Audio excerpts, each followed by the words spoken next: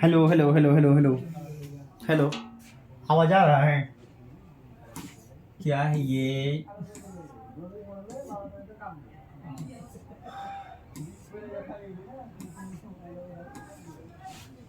बच्चा, आप सबके लिए जो है ना एक बहुत इंपॉर्टेंट जो है मॉडल शेट ही समझिए। क्वेश्चन प्रैक्टिस करने का एक तरीका समझिए, मेथड समझिए। बहुत अच्छा अच्छा क्वेश्चंस लेकर आए हैं जो बिहार बोर्ड में जो है ना प्रोबेबिलिटी है इसकी कि ये पूछा जाए। ठीक, और ये फुल्ली एनसीईआरटी बेस्ड है। सबसे इंपॉर्टेंट बात ये है कि फुल्ली एनसीईआरटी बेस्ड है। और जैसा कि आप जानते हैं कि सेंटअप एग्जाम में आपको पता चल गया होगा कि आपका जो भी क्वेश्चंस पूछे गए थे वो एनसीईआरटी बेस्ड पर ही पूछे गए थे, एनसीईआरटी लेवल से ही पूछे गए थे। तो विदाउट एनसीईआरटी पढ़े हुए आप क्वेश्चंस को सॉल्व नहीं कर सकते हैं। चलिए आज स्टार्ट करते हैं हम लोग कुछ यही 35-36 क्वेश्चंस को। इसमें जितना ही हो जाए, लेट लग जाए, आप लोग इसको बढ़िया से देखिए और क्वेश्चंस को सॉल्व करने का कोशिश कीजिए। जितना ज़्यादा प्रैक्टिस मेरे ख्याल से उतना ही अच्छा आपके लिए है, बोर्ड के लिए हो या फिर कोई भी एग्जाम्स के लिए हो। चलिए स्टार्ट करते हैं। आज ये सेट जो है ना बड़ा ही क्रूशियल, बड़ा ही इंपॉर्टेंट है, बड़ा ही बेनिफिशियल है आप लोग के लिए। इसको जितना आप एनसीईआरटी सही से पढ़े हुए होंगे उतना ही आप जो है ना इसको सॉल्व कर सकिएगा। इसको दोनों मीडियम में है, इंग्लिश और हिंदी मीडियम में है। आइए स्टार्ट करते हैं क्वेश्चंस को। क्या है क्वेश्चन? सबसे पहला क्वेश्चन दिया हुआ है, which one is not a layer of microsporangium. Microsporangium का कौन सा लेयर नहीं है? तो मैं यहाँ पे थोड़ा थोड़ा एक्सप्लेन करूंगा और आपको बताऊंगा। इंडोथेसियम, देखिए माइक्रोस्पोरेंजियम का वैसे तो आपको पता होगा कि 4 लेयर होता है ना, 4 लेयर हो। आपको डायग्राम भी बनाना आता होगा, ऐसे उसका डायग्राम होता है। और 4 माइक्रोस्पोरेंजियम आपने पढ़े हुए होंगे, उसका भी पढ़े हुए होंगे। कुछ इस तरीके से होता है, 1 2 3 4, 4 माइक्रोस्पोरेंजियम का लेयर होता है। यहाँ पे कहीं ना कहाँ यहाँ पे क्या होते हैं? माइक्रोस्पोरेंजियम होते हैं। तो इस तरीके से आपने पढ़े होंगे 4 लेयर के बारे में। 4 लेयर में इनमें से नहीं पूछा है, यही इसी टाइप से क्वेश्चन पूछा था आपके बिहार बोर्ड में ही कि कौन सा नहीं है, फंसाया था बच्चा को। नोट पूछ दिया है, नोट नहीं है। निम्न में कौन सा भाग सूक्ष्म बीजाणु ध्वनि का स्तर नहीं है? याद रहे यहाँ पे सूक्ष्म बीजाणु ध्वनि या माइक्रोस्पोरेंजियम, यहाँ पे मेल पार्ट पूछा गया है, मेल पार्ट नहीं है। तो एंडोथेसियम होता है, एपिडर्मिस ये भी होता है, मिडिल लेयर, आउटर लेयर नहीं होता है। तो यहाँ पे हमारा आंसर जो हो जाएगा वही हो जाएगा आपका आउटर लेयर। ठीक है, कुछ इस टाइप का आपका क्वेश्चन रहने वाला है और इस टाइप का आपका आंसर भी होने वाला है। नहीं है, यहाँ पे पूछा है नहीं है, कौन सा स्तर नहीं है? 3 है। चौथा क्या होगा बोलिए हमको? ये तो सबसे पहला देखिए, एपिडर्मिस पहला नंबर पे होता है, उसके बाद जो है इंडोथेसियम दूसरा नंबर पे होता है, तीसरा नंबर में मिडिल लेयर होता है, तीसरा नंबर में, और चौथा नंबर में जो होता है बेटा, वो चौथा नंबर में होता है टैपेटम होता है। आपको याद है टैपेटम? जी हाँ, टैपेटम होता है, टैपेटम। बढ़िया। नेक्स्ट क्वेश्चन जो है आपका, नेक्स्ट क्वेश्चन क्या पूछा है? What is the main function of tapetum? Tapetum ही पूछ दिया है कि टैपेटम का क्या फंक्शन होने वाला है। What is the function of tapetum? Tapetum का क्या फंक्शन? तो आप लोग पढ़े हुए होंगे। पहला ऑप्शन में दिया हुआ प्रोटेक्शन, दूसरा है न्यूरिशमेंट, तीसरा है secretion, all of the above. यानी सुरक्षा देना, पोषण देना, स्रावित करना कुछ न कुछ, और उपरोक्त में सभी। तो याद रहे ये जो 3 लेयर है होता है 1 2 3, ये 1 2 3 का काम क्या है? प्रोटेक्शन देना। क्या देना? प्रोटेक्शन देना, सुरक्षा का काम करता है। और ये जो टैपेटम होता है इसी का काम होता है क्या? पोषण देना। क्या देना? पोषण देना। तो मेरे ख्याल से आपको समझ में आ गया होगा आंसर। ये आंसर हो जाएगा आपका, न्यूरिशमेंट आपका करेक्ट आंसर हो जाएगा। ठीक है, तो क्या इतना समझ में आ गया? जी हाँ, इतना समझ में आ गया। तो चलिए आगे बढ़ते हैं हम लोग। ठीक है, चलिए आगे बढ़ते हैं।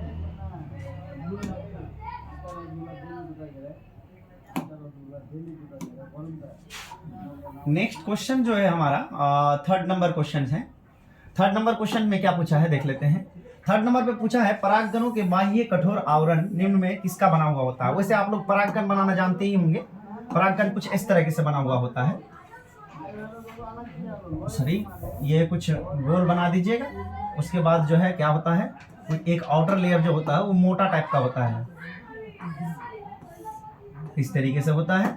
और उसके बाद जो है इसमें 2 आपका जो है पीला पीला रख दीजिएगा ऐसे करके, ये जो परागकण है।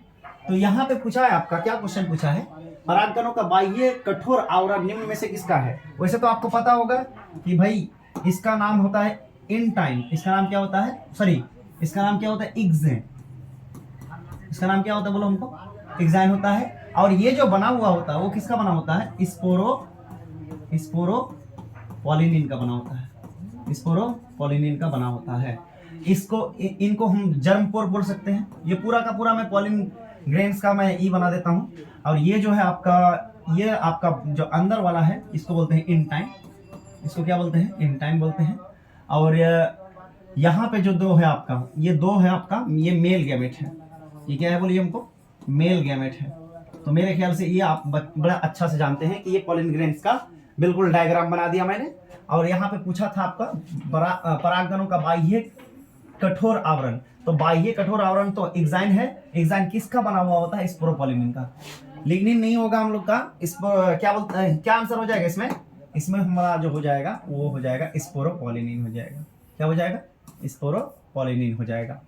सेलुलोज किसका बना था? सेलुलोज एंटाइन जो होता है ना, सेलुलोज, हेमीसेलुलोज, पैक्टिन, इस तरीके का बना हुआ होता है। अगला question, types of flower found in Commelina.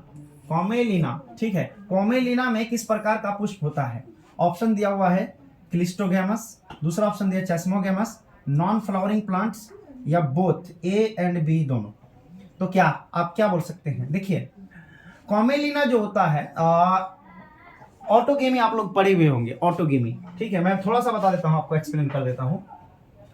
आप लोग जब ऑटोगेमी पढ़ते हैं तो ऑटोगेमी में आप लोग चांसेस पढ़ते हैं, प्रोबेबिलिटी पढ़ते हैं। तो ऑटोगेमी में एक फ्लावर पढ़ते हैं आप। ऑटोगेमी दो टाइप का होता है, एक होता है क्लिस्टोगेमी और एक होता है क्या? चेस्मोगेमी।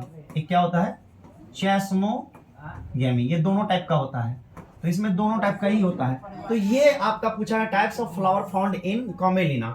तो कॉमेलिना में दरअसल जो फ्लावर्स होता है वो क्लिस्टोगैमस फ्लावर होता है। कौन सा? क्लिस्टोगैमस फ्लावर होता है। तो इसमें जो है ना सबसे एप्रोप्रिएट आंसर क्लिस्टोगैमस फ्लावर होता है। ऑटोगेमी का, ये क्लिस्टोगैमस का एग्जांपल हो जाएगा आपका कॉमेलिना। ये हो जाएगा आपका कॉमेलिना हो जाएगा, ठीक है। तो कॉमेलिना में हो, चेस्मोगेमी का दिया हुआ नहीं है लेकिन कॉमेलिना का दिया हुआ है एनसीईआरटी में। आप लोग देख लीजिएगा बढ़िया से। आइए हम लोग नेक्स्ट क्वेश्चन में बढ़ते हैं।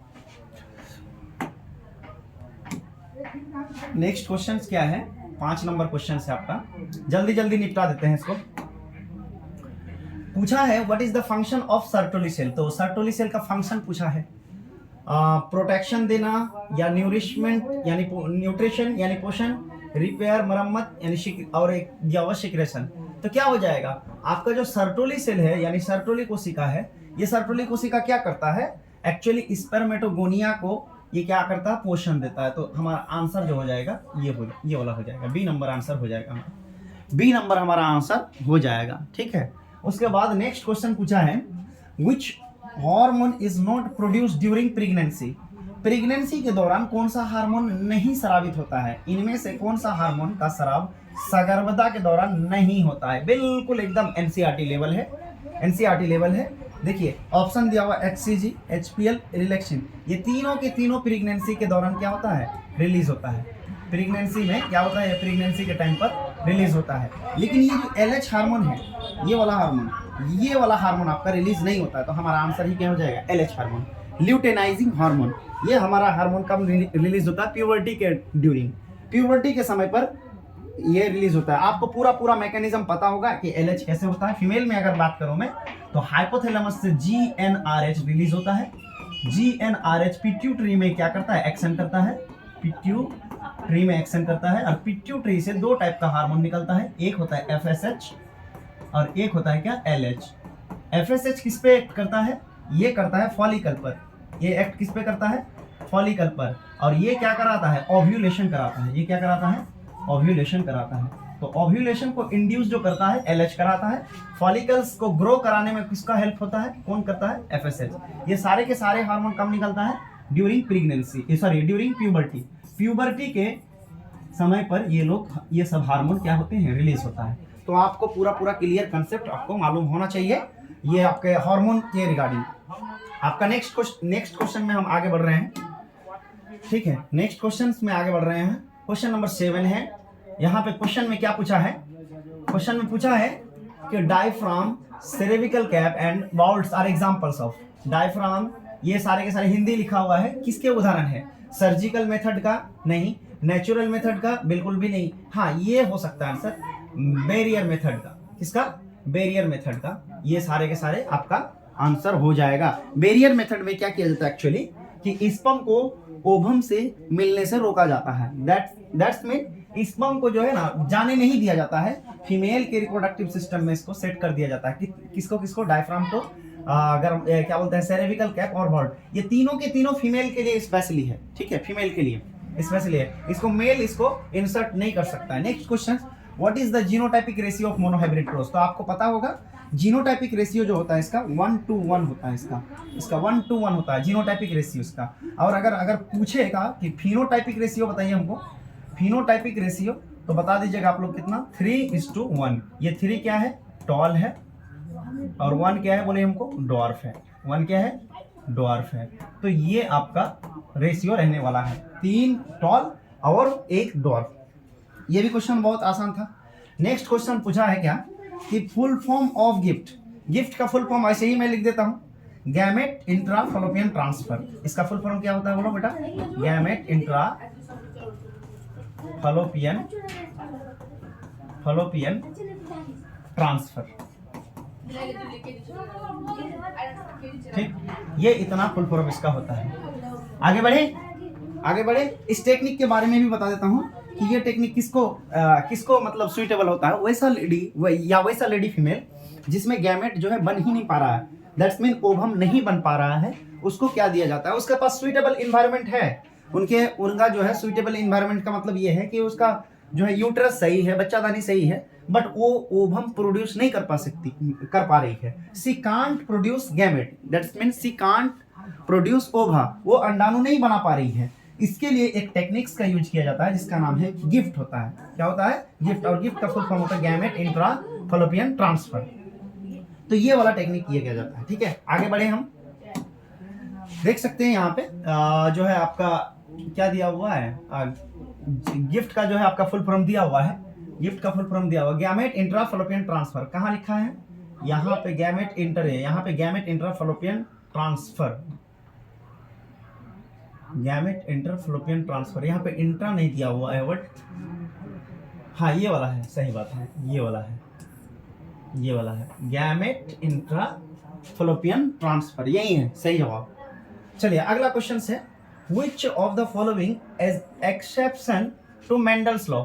एक्चुअली मेंडल्स ने 3 लॉ दिया था, आपको पता हो गया, 3 लॉज दिया था, आपको पता ही है 3 लॉ दिया था। मोनोहाइब्रिड के बेस पर 2 लॉ दिया था, और डायहाइब्रिड के बेस पर 1 लॉ दिया था। उन तीनों में जो आपका एक्सेप्शन पूछा है, which मेंडल के नियम का अपवाद निम्नलिखित में कौन है? अपवाद। अच्छा, मेंडल ने कुछ बहुत सारे नियम नहीं भी दिए थे, तो यहाँ पे एग्जांपल्स में ऑप्शन पढ़ लेता हूँ। इनकम्प्लीट डोमिनेंस, हाँ बिल्कुल ये तो एक्सेप्शन है। लिंकेज एंड क्रॉसिंग ओवर, ये भी एक्सेप्शन है, ये तो दिया ही नहीं था। कौन दिया था आपको पता है? मॉर्गन साइंटिस्ट का नाम है सर। ट्रू डोमिनेंस, ये भी तो एक्सेप्शन है। तो क्या इनमें से सभी हो जाएगा? बिल्कुल सही जवाब हो जाएगा, इनमें से सभी। ये सारे के सारे मेंडल्स के नियम का अपवाद है, दैट्स मीन ये सारे के सारे एक्सेप्शन है, ये एक्सेप्शन है। मेंडल के नियम का अगर कोई एक्सेप्शन नहीं है तो उस नियम का नाम जानते हैं आप लोग? Law of purity of gametes, law of purity of gametes, या इसी को बोलते हैं क्या बोलते हैं इसको? Law of purity of gametes, या इसी को बोलते हैं law of segregation, law of segregation. ठीक है, ये नियम का कोई अपवाद नहीं है, देयर इज नो एक्सेप्शन, ठीक है, इसका कोई भी एक्सेप्शन नहीं है। इस नियम मेंडल के इस नियम का कोई एक्सेप्शन नहीं है। यहाँ पे सारे के सारे एक्सेप्शन है। ठीक है, चाहे वो मोनोहाइब्रिड क्रॉस के आधार पर लॉ ऑफ डोमेन्स हो, या फिर आपका जो क्या होता है लॉ ऑफ इंडिपेंडेंट असॉर्टमेंट, वो भी एक्सेप्शन है। उसके आधार पर जो मॉर्गन ने दिया था, लिंकेज दिया था, आपका रिकॉम्बिनेशन दिया था, ये सारे के सारे एक्सेप्शन है। तो क्या यहाँ पे इसका आंसर क्या कर लीजिएगा आप लोग? डी कर लीजिएगा। ठीक है, आगे चलते हैं। 11 नंबर क्वेश्चन को देख लेते हैं। क्या क्वेश्चन है इसमें बेटा?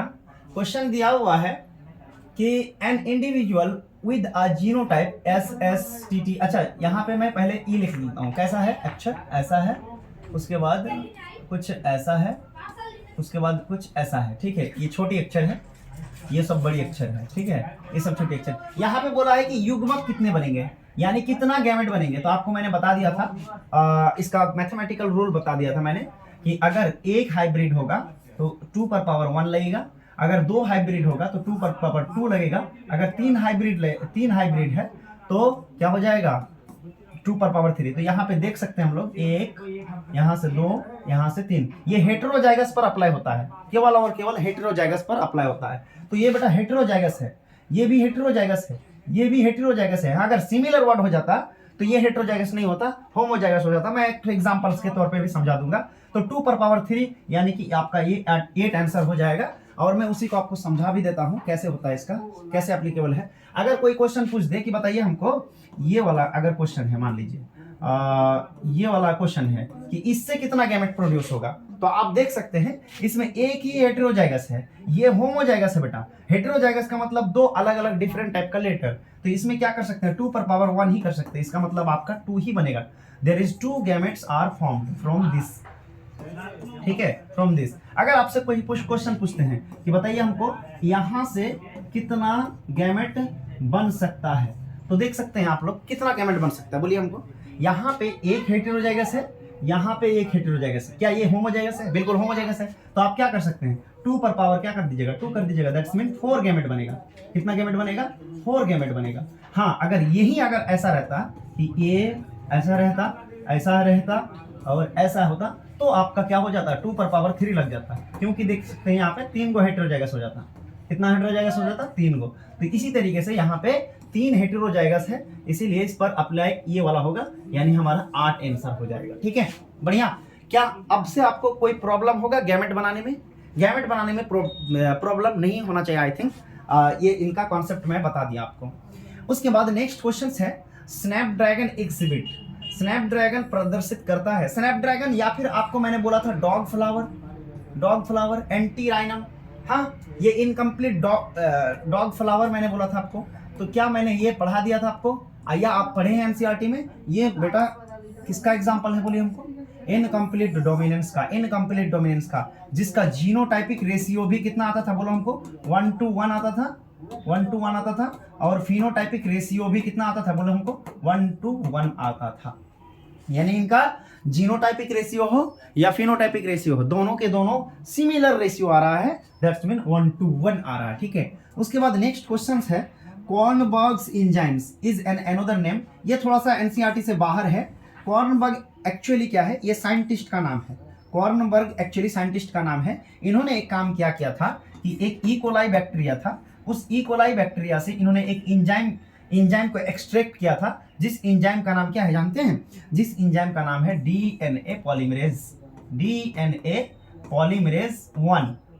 पॉलीमरेज 1 एंजाइम को इन्होंने एक्सट्रैक्ट किया था। कौन सा बैक्टीरिया से? ई कोलाई बैक्टीरिया से। इसीलिए इस एंजाइम को जो है ना उस साइंटिस्ट के नाम से भी जाना जाता है, कॉर्नबर्ग के नाम से। कॉर्नबर्ग एक्चुअली इसका नाम क्या था? Arthur Kornberg. इन्होंने ही अपना क्या बोलते हैं कर दिया था, नाम दिया था। इसका आंसर क्या हो जाएगा? DNA polymerase. अच्छा, ऑप्शन कहाँ है? नीचे है, देख लेते हैं। हाँ जी, मिल गया। इसका आंसर क्या हो जाएगा, बोलिए हमको। डीएनए पॉलीमरेज हो जाएगा इसका आंसर। ठीक है, डीएनए पॉलीमरेज हो जाएगा। अब यहाँ पे एक क्वेश्चन और पूछ दिया है क्या 14 नंबर क्वेश्चन में, VNTR स्टैंड फॉर। VNTR का मतलब क्या होता है, तो इसका फुल फॉर्म पूछा है। एनसीईआरटी आप लोग देख लीजिएगा, variable number of tandem repeats. ठीक है, ये वाला इसका आंसर हो जाएगा। बढ़िया, कोई दिक्कत नहीं है। उसके बाद आगे देखते हैं, देख लीजिए इसको। ठीक है, छाप लीजिएगा। ये क्वेश्चन जो है ना आपका टेलीग्राम में मिल जाएगा आपको। टेलीग्राम में मैं चैनल का नाम भी दे दूंगा और डिस्क्रिप्शन में। आप लोग डायरेक्ट जा करके वहां पे आप इसको डाउनलोड करके आप बना सकते हैं। नेक्स्ट क्वेश्चन से आपका which of the following is an initiation code, यानी प्रारंभक कोड कौन सा है? तो आपको सिखा दिया था मैंने AUG। क्या बताया था मैंने? AUG। हाँ, अगर आपसे पूछे स्टॉप कोडन के बारे में पूछे, किसके बारे में? स्टॉप कोडोन के बारे में पूछे कि स्टॉप कोडोन बताइए हमको, स्टॉप कोडोन कितना है, तो ये मैंने बताया था 3 गो। क्या क्या? एक नंबर उल्लू आया आया, ठीक है, दूसरा नंबर उल्लू आया गया, और तीसरा नंबर उल्लू गया आया। ये 3 कोड को क्या कहते हैं हम लोग? स्टॉप कोड कहते हैं या टर्मिनेशन कोड कहते हैं। समझ में आया? इसको हम लोग क्या कहते हैं बोलिए? स्टॉप कोड कहते हैं या टर्मिनेशन कोड कहते हैं। यहाँ पे पूछा गया है हम लोग का इनिशिएशन कोड, तो इनिशियल कोड में AUG लगा दीजिएगा आप लोग। बाकी स्टॉप कोड अगर पूछेगा तो ये 3 कोड को याद रखिएगा, उल्लू आया आया, उल्लू आया गया, उल्लू गया आया। बढ़िया, ये कोड है।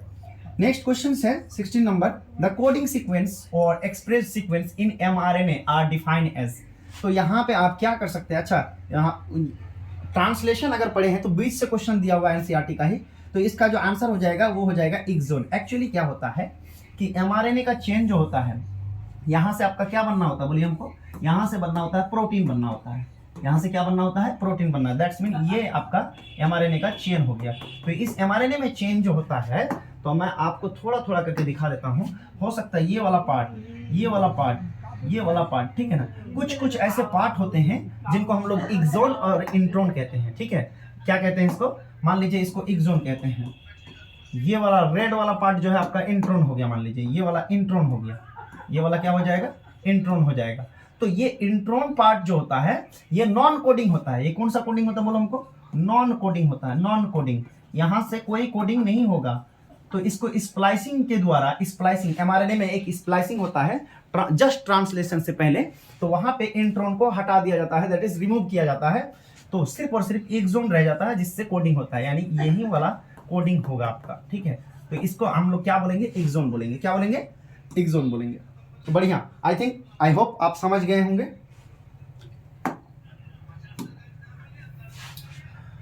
अगला क्वेश्चन 17 नंबर क्वेश्चन, जल्दी फटाफट कर लेते हैं हम लोग। डीएनए जो है क्या बोलते हैं? DNA dependent DNA polymerase. तो आपको पता हो गया डीएनए डिपेंडेंट डीएनए पॉलीमरेज में क्या होगा बोलो हमको? रेप्लिकेशन होगा। सबसे पहली बात क्या होगा? रेप्लिकेशन। यानी रेप्लिकेशन का मतलब क्या होता है कि डीएनए से डीएनए का फॉर्मेशन होना। और ये DNA dependent DNA polymerase enzyme का एक प्रॉपर्टीज मैंने बताया था कि ये जो कैटालाइज्ड पॉलीमराइजेशन जो करेगा हमेशा कौन सा डायरेक्शन से? हमेशा कौन सा डायरेक्शन से? 5 direction to 3 dash, 5 dash to 3 dash. तो इसमें जो आंसर आपका बी नंबर दिया हुआ है वो बिल्कुल एक्यूरेट हो जाएगा। ये बच्चा बढ़िया से याद कर लीजिएगा क्योंकि ये सब प्रोबेबिलिटी है इसका, बहुत एकदम NCERT से बनाया गया क्वेश्चन है ये सब क्वेश्चंस को अगर आप सॉल्व कर लेते हैं तो अपने आप को खुश नसीब समझिए, बहुत अच्छा है question. Transforming principle is given by, transforming principle वैसे आपको पता ही होगा कौन है ट्रांसफॉर्मिंग प्रिंसिपल देने वाला? ग्रिफिथ साइंटिस्ट दिया था। इन्होंने क्या किया था डीएनए के खोज में इन्होंने एक ट्रांसफॉर्मिंग प्रिंसिपल जो है इन्होंने किया था, जो आपको बिल्कुल पढ़ाया जाता है आपका जो है किसमें? मॉलिक्यूलर बेसिस ऑफ इनहेरिटेंस में। उसके बाद इन्हीं का क्या हुआ था? इन्हीं का एक्सपेरिमेंट भी हुआ था, ठीक है, एक्सपेरिमेंट भी हुआ था। तो ग्रिफिथ इसका आंसर हो जाएगा ट्रांसफॉर्मिंग प्रिंसिपल का, ठीक। उनके बाद नेक्स्ट क्वेश्चन बोला है कि male and female birds has following set of chromosome. Birds की अगर बात बोले बेटा तो बर्ड्स में आपको पता ही होगा कि बर्ड्स में क्या होना चाहिए सर? बर्ड्स में क्या होता है? ZZ क्या होता है? ZZ ये हो जाएगा आपका मेल, ये हो जाएगा आपका मेल, और ये हो जाएगा क्या आपका? फीमेल। ये आपका क्या हो जाएगा? फीमेल हो जाएगा। तो यहाँ पे यही क्वेश्चन पूछा है, देख लेते हैं। देखो क्वेश्चन क्या पूछा है कि मेल और फीमेल बर्ड्स में पूछ दिया है, ठीक है, मेल और फीमेल में पूछ दिया है क्वेश्चन। तो इसको क्या करें? ZZ सबसे पहला हमारा आंसर हो जाएगा, ये हो जाएगा आंसर हमारा, ठीक है, ZZ हो जाएगा। नेक्स्ट क्वेश्चन पूछा है which one is examples of false fruit. तो फ्रूट्स में आपका जो है 3 टाइप का फ्रूट्स पढ़ाया भी जाता है। वो फ्रूट्स में फॉल्स फ्रूट आपको अगर करना है तो बहुत इजीली हो जाएगा। ये एप्पल हो जाएगा फॉल्स फ्रूट, ये है आपका फॉल्स फ्रूट हो जाएगा आपका, ठीक है, ये फॉल्स फ्रूट। अगर आपसे पूछे कि पार्थेनोकार्पिक फ्रूट क्या होता है? पार्थेनोकार्पिक फ्रूट जो ऐसा फ्रूट जो विदाउट फर्टिलाइजेशन का ही फॉर्म्ड हो जाता है या निर्मित हो जाता है, उसको हम लोग पार्थेनोकार्पिक फ्रूट कहते हैं। इसका एग्जाम्पल जो होता है बेटा ये बनाना होता है, बनाना का मतलब केला होता है, ठीक है। इनके अलावा और एक फ्रूट का टाइप होता है जिसका नाम होता है ट्रू फ्रूट्स, है ना, ट्रू फ्रूट्स होता है। तो आपका फ्रूट्स में 3 कैटेगरी आप पढ़ते हैं, एक फॉल्स फ्रूट, दूसरा आपका पार्थेनोकार्पिक फ्रूट, तीसरा आपका ट्रू फ्रूट्स पढ़ते हैं। तो इनका एग्जाम्पल्स पूछा हुआ है, तो फॉल्स फ्रूट यहाँ पे पूछा है, आपका एप्पल हो जाएगा। हिंदी में इसको निम्न में कौन सा फल मिथ्या फल का एक उदाहरण है? मिथ्या फल, मिथ्या का मतलब झूठा फल। ठीक है, आई होप आप एकदम कंप्लीटली समझ में आ गया आपको। चलिए नेक्स्ट क्वेश्चन जो है आपका, देखिए यहाँ पे एक क्वेश्चन है, इसमें थोड़ा सा आप लोग का जो है ना ध्यान चाहिए हमको, बहुत इंपॉर्टेंट क्वेश्चन है। What would be the ploidy of endosperm? Endosperm का पोलाइटी पूछा है। डायरेक्ट एंडोस्पर्म का अगर पोलाइटी पूछता है तो 3n कर दीजिएगा आप लोग, लेकिन अगर यहीं पे अगर पूछेगा कि जिम्नोस्पर्म का बताइए, जिम्नोस्पर्मिक एंडोस्पर्म, अनावृत बीज का एंडोस्पर्म कैसा होता है, कितना इसका पोलैरिटी कितना होता है? तो उसका पोलैरिटी बेटा n होता है। कितना होता है? n होता है। और ये कौन सा पोलैरिटी दिया हुआ है? ये पोलैरिटी दिया हुआ है एंजियोस्पर्म का। किसका दिया हुआ है? एंजियोस्पर्म का। इस बात को लिख लीजिए आप लोग, इस बात को लिख लीजिए, एंजियोस्पर्मिक एंडोस्पर्म का दिया हुआ है। ये किसका दिया हुआ है? एंजियोस्पर्मिक एंडोस्पर्म का दिया हुआ ये पोलैरिटी 3n होता है। ठीक है, 3n होता है। Next question, in grass family cotyledon is called. Grass family में, ग्रास फैमिली एक्चुअली क्या होता है? ग्रास फैमिली एक्चुअली ये मोनोकोटिलेडोन होता है। क्या होता है ये मोनोकोटिलेडोन होता है। तो मोनोकोटिलेडोन में इसका कोटिलेडोन पार्ट को क्या कहता है? स्केट्यूलम कहते हैं। ये क्लास 11th का भी क्वेश्चन है, क्लास 11th में भी दिया हुआ है एंड 12th में भी दिया हुआ है, दोनों क्लास में दिया हुआ है कि ग्रास फैमिली के जो कोटिलेडोन होता है उसको स्केट्यूलम कहते हैं। ठीक है, वैसे सीड आप लोग पढ़े हुए होंगे, एक मोनोकोट सीड पढ़ते हैं और एक डाइकोट सीड पढ़ते हैं, तो मोनोकोट सीड का एक एग्जांपल्स है। Next question, just a second, hello hello hello, शायद आवाज कट रहा था, शायद पता नहीं चला, अभी शायद अच्छा से जा रहा होगा। ठीक है, तो इसको जल्दी जल्दी हम लोग निपटा देते हैं। ठीक है, ज़्यादा इसमें टाइम लगाने से फायदा है नहीं, बैटरी भी बैठ गया इसका। क्वेश्चंस क्या है फटाफट कर लेते हैं हम लोग। कि बोला है कि antibodies are produced by, antibodies जो होता है वो बी सेल्स द्वारा होता है, बी सेल्स के द्वारा एंटीबॉडीज प्रोड्यूस होता है। Which antibody is found in present in colostrum? तो ये होता है एंटीबॉडीज ए होता है, ये वाला इसका आंसर हो जाएगा। ठीक है, एंटीबॉडी बनाता बी सेल्स है और कोलेस्ट्रम में कौन सा एंटीबॉडी पाया जाता है? तो IgA पाया जाता है। ठीक है, इसको एक बार देख लीजिएगा। उसके बाद जो है आपका नेक्स्ट क्वेश्चन में पूछा है, क्या क्वेश्चन पूछा है देख लेते हैं। यहाँ पे पूछा है कि allergy is related to which of the following? Allergy किससे रिलेटेड है? तो हिस्टामिन से भी है, सेरोटोनिन से भी, तो ये दोनों के दोनों हो जाएगा और बोथ ABC, यानी कि ये वाला आंसर हो जाएगा। ठीक है, next question, histamine is secreted bye, histamine किसके द्वारा सेक्रेट हुआ? तो WBC के द्वारा। और WBC में क्या क्या होगा बोलो हमको? एक हो जाएगा ग्रान्यूलोसाइट, एक क्या हो जाएगा बोले हमको? ग्रान्यूलोसाइट, और एक हो जाएगा ए ग्रान्यूलोसाइट। ये क्या हो जाएगा? ए ग्रान्यूलोसाइट। तो हमारा जो है ग्रान्यूलोसाइट में आ जाएगा आपका ये वाला चीज, तो आंसर हो जाएगा आपका ग्रान्यूलोसाइट हो जाएगा। ठीक है, इसमें भी क्या क्या आ जाता है जानते हैं? इसमें भी आपका 3 चीज आता है। क्या क्या आता है? 3 चीज आता है। एक का नाम होता है न्यूट्रोफिल, एक का नाम होता है न्यूट्रोफिल, एक का नाम होता है बेसोफिल, और एक का नाम होता है इजिनोफिल।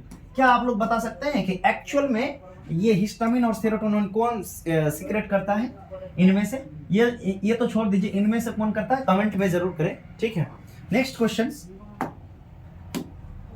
क्वेश्चंस क्या है? क्वेश्चंस ये है कि ELISA is a diagnostic test for which disease? ELISA किस डिजीज के लिए टेस्ट किया जाता है? तो आंसर है आपका एड्स। ठीक है, ये हो जाएगा आपका। दूसरा question, contact inhibition is properties of, contact inhibition किसका प्रॉपर्टी है? तो कैंसर का है, तो कैंसरियस सेल्स का कर दीजिएगा।